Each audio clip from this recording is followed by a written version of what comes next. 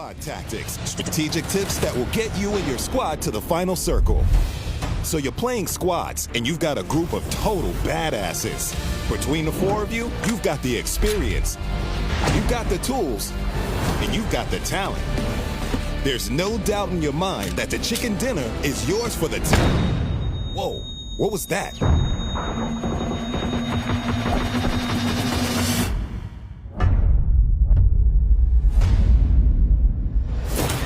Okay, looks like a more organized squad took you out. Here's a brief look at how to better organize your squad into squad roles. No matter how badass you think your squad is, if you're not organized in some way, you won't get very far. Keep in mind you can organize your team however you want, but take a look at how this team is organized.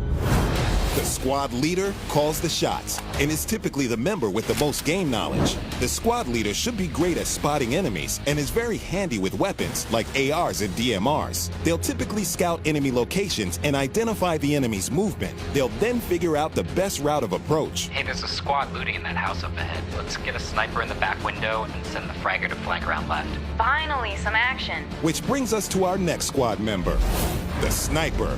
Communication is also key for the sniper, as they relay all the information they gather about enemy numbers to their team. 2 of them on the first floor. If the sniper is spotted, I'm taking one out. they need to be able to assassinate the spotter quickly and quietly. So a sniper rifle with a silencer should be their best friend. No squad is complete without the Fragger, or point lead. They're usually the most skilled when it comes to combat. It's up to them to lead any aggressive push or flank into enemy territory. A good Fragger can help you get out of sticky situations. They should also be able to communicate the status of enemy teams. Got him. 3 more inside. Pushing in now.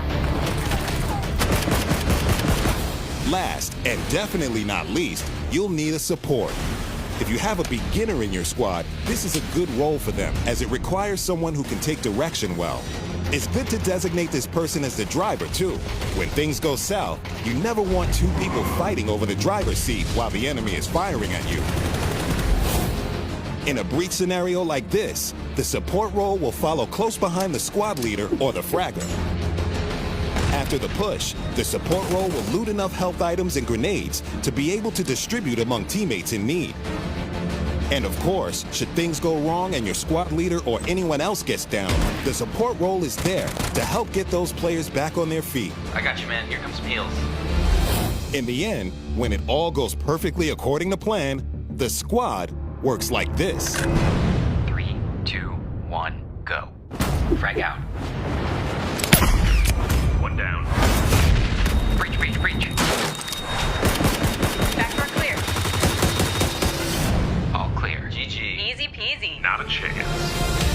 It's always important to organize your squad. This is not the only way to organize, but it's at least an unofficial starting point and a good way to get you thinking more strategically about how you and your team play PUBG.